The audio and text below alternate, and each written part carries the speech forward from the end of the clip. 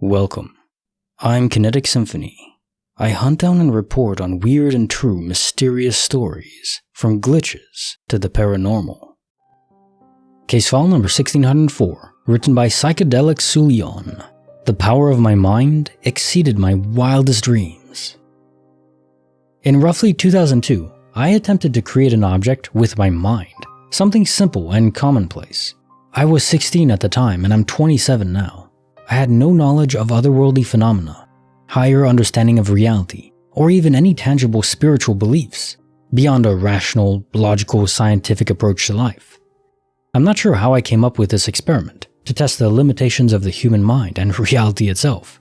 A strange thing to do for someone who wasn't willing to entertain anything bizarre or wishful. I busted my butt off trying to visualize a pencil on my small, circular glass dining table. This went on for at least 45 minutes, maybe an hour.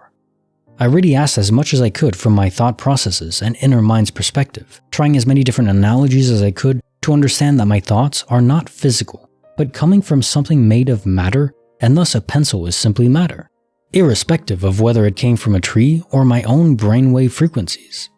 At the time, it was just nonsense in my head. This is my description of what I remember doing.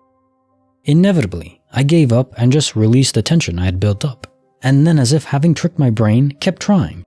I finally moved on, probably got something to eat, but it's not important. Upon making my way to my bedroom to use the bathroom, I noticed a pencil on my large pine table. I had been keeping it clean, with nothing ever on it, not even really knowing why I did that, other than it was fairly new. Sure enough, it's the exact pencil I had been trying to materialize. I was freaking out. I questioned my mom regarding placing the pencil in my room, as an indication to do schoolwork. After answering me several times and not believing her, she just stopped answering me at all. I broke the pencil several times, revealing that it had no lead within it, not to mention that it didn't break like wood at all. I can only compare it to a crappy old rubber eraser that crumbles apart, one of those old ones from years ago, or one of those really cheap ones. I thought it was a joke she pulled or something like that. I interrogated her more times after that, until I felt bad about doing so. The lead was only at the tip. It wasn't lead at all. It couldn't even write. Who puts a trick pencil in someone's room after that sort of experiment? She had no knowledge of what I had been doing. She was hurt at my accusations. I would never have lied to me. She meant everything to me. My relationship with her was always loving and reciprocated. Unfortunately, I discarded the remains of it and regretted it dearly, due to losing any proof or evidence. I almost kept it, but clearly thought it was sorcery, if I only had understood it was of my own making. I guess the best part about having had an experience like this, and inevitably realizing no one you ever tell is going to believe you, allows for much higher levels of belief towards other stories. It feels great to know there are other people who experience things like this. It sort of legitimized the fact that I've told this one more times than I can count, and for what? Well, someone has to. Case also file 1604. The power of my mind exceeded my wildest dreams. Well, I think we've all done this too, right? Trying to conjure an item from the ether, or trying to manipulate an item in real life with our mind. Telekinesis, trying to move it around or bend it. I certainly did after watching The Matrix. Once you realize the spoon isn't real, then you'll understand. If we do live in a simulation, it's not quite as malleable as The Matrix, because I can believe we're in The Matrix, but I still can't move stuff with my mind, sadly, or fly around. Although I still try, I won't lie. Now in this case, you didn't directly see the pencil materialize. It's altogether weird. How could that be a coincidence unless your mom did it?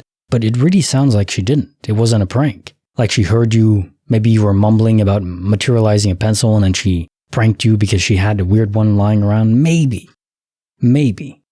But assuming that's not it, the universe did conjure this pencil for you, but it was rubberized with fake lead in the tip? I don't know, that's just weird. Normally, I just suspect if it was a real pencil, it was from a different universe. But this, I don't know. It almost seems like the universe tried to render it from your subconscious's mind and description of what a pencil should be like, but somehow the code was corrupted and it produced this weird fake pencil. Bonus file, written by bravoredditbravo. The Multiverse's Trumpet. So, the first story. My girlfriend, now wife, and I used to park our cars at the church and take one car together wherever we were going that night, mostly because it was convenient to meet there. Well, one night we came back after hanging out and I walked her back to her car. We leaned against the car to talk for a while. Mind you, there's one light illuminating a massive parking lot. Out of nowhere, we hear this trumpet blast. Like, oh my god, put that thing down and take up a different instrument. It was coming from the very back of the parking lot. Mind you, there are no houses around. It goes on for a few minutes and we are just frozen there. We bailed, never knew what it was. Next, for a few years, I volunteered with the youth group for a while at the same church. The group decided to have a camping night on the church field.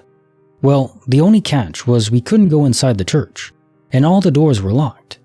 As it got dark, we realized one of the hallway lights was on. Whatever though, we couldn't get in, so no worries. There was no one else at the church that night. We go to bed. I woke up at 2 a.m. to pee. Mid-relief, I look over and the light is off. Maybe it sounds harmless, but it was accompanied by a paralyzing fear that I couldn't shake till morning. Forward a year, I was outside the church with a friend one night and we were talking. We talked long enough to be the last people there. It was a dark, really quiet sort of night. We, for whatever reason, start talking about creepy stuff that has happened at the church. I tell him 2 stories above, we get the chills and laugh it off. Then out of nowhere, we hear a tree start to fall. Sounded like a big tree. We waited like 10 seconds, 20 seconds, 30 seconds. The tree crashed to the ground for a whole minute. We left. Case notes for the bonus file. The Multiverse's Trumpet. So repeating this pattern where you're seeing sights and sounds that aren't real, and with your friend too. It's localized to a specific area, and I guess some entity or force was literally tapping into your minds and hijacking them, creating things that weren't real. And really, of all glitches, that is what terrifies me the most. Anything that can harness my mind or jack into it and, discombobulate it. No, go away. I need to wear a tinfoil hat. Oh my god, if I start narrating stories with a tinfoil hat on, I can't do it. Now time for the joke of the day. I went fishing this morning, but after a short time, I ran out of worms. Then I saw a cottonmouth with a frog in its mouth. Frogs are good bass bait.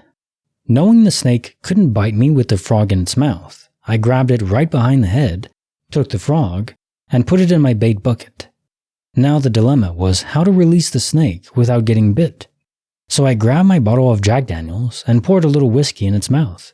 Its eyes rolled back and it went limp. I released the snake into the lake without incident and carried on fishing using the frog. Not long after, I felt a nudge on my foot. It was that damn snake, with 2 more frogs. You turn the snake into an alcoholic in just one move. Nice? Like the video, subscribe, hit the bell. Kinetic Symphony signing off.